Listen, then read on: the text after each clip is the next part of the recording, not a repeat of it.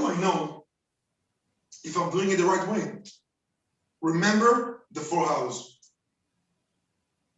The AARRR metrics focus on how effectively you generate leads and convert them into paying customers. Simple as that. The most common metrics for startups are how many leads do we acquire and from what channels? How many of them become paying customers?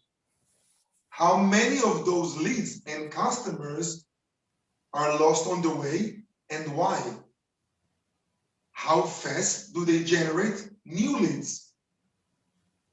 How fast did these leads travel through your sales funnel and become paying customers?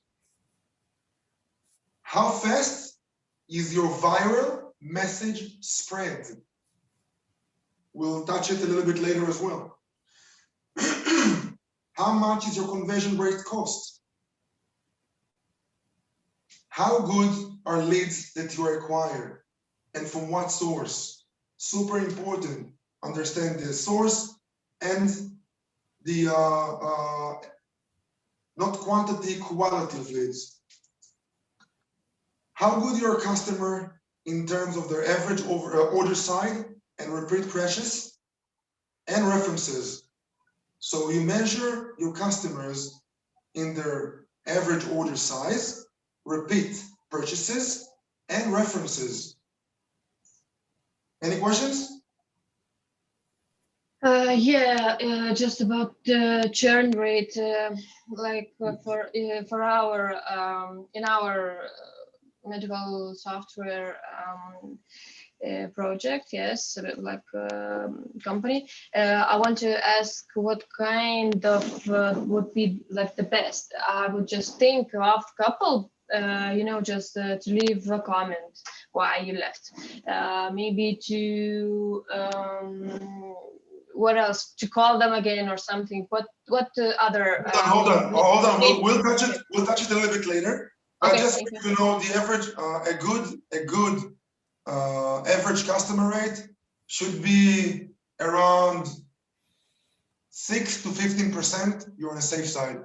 15 is the high level, and 6 you're in the best position. If you have 6% churn rate, you're doing an amazing job. And yes, to your question, I'll answer it real quick and I have an example for that. But churn customers, it's the voice of the customer. Did you ever heard about this, about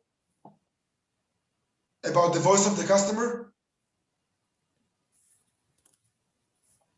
Voice of the customer means that the best information you can get is from your customers.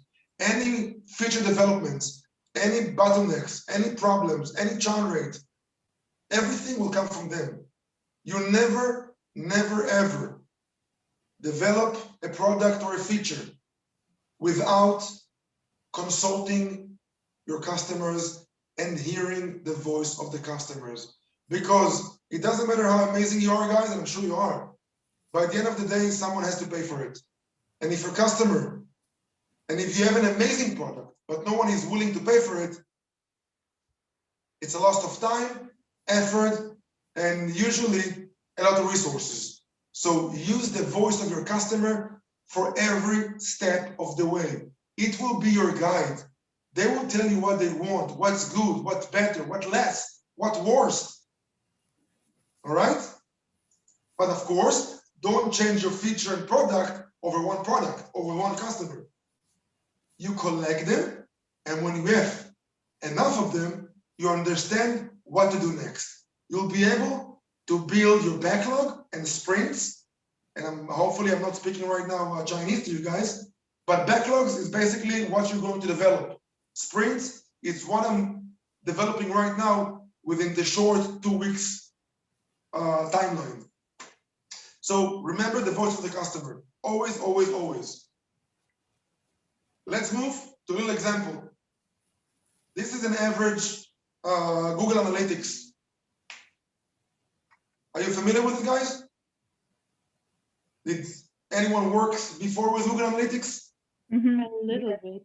Yeah. Wonderful, wonderful. So let me give you a little bit of heads up what we do here. I'm gonna get a bit bigger for me because I'm blind. Hold on. No good. Wonderful.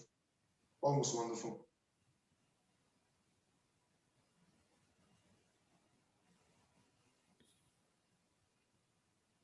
So basically you can see on the left-hand side, you see the channels, and then we see acquisition and activation. If you look at the channels, we see all the advertising we do, all the campaigns. We have Google AdWords, 1, 2, Facebook, 1, 2, Facebook post, boost, blog, and so on. And then we'll see the total cost of the campaign. Let's look at the first one, the campaign number 1 of Google AdWords. The cost of the campaign was £100. We got 2,580 impressions, which means people actually saw it. From those impressions, we got 98 visitors. From those visitors, we have the CTR, click-through rate. It's actually the visitors from the exposures. We have 3.8%. And then we have the CPC, cost per click. The 98 visitors clicked on our ads, and it cost us for each visitor £1.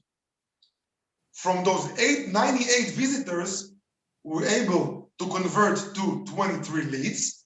So our conversion rate is 23.5%. And our CPL, cost per lead, each of those 23 leads cost us £4.35.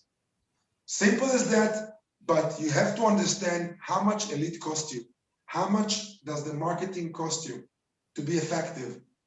If you don't know those numbers, don't understand them, it will be very, very hard.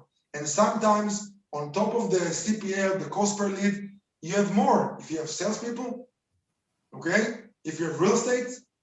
So you have to understand those numbers and minimize CPL. You can always find online, by the way, the CPL, the cost per lead for an average industry, in your industry. So you can go Google it and find it and stay within between the average balance. Here we have some recommended analytic tools that I gathered up for you guys. I'll be honest with you. I don't put my money on Google Analytics for one reason. Google is meant to take as many dollars from you as possible. And from my experience, at 90% of the time, they're not accurate. Find yourself another analytic tools to have a benchmark.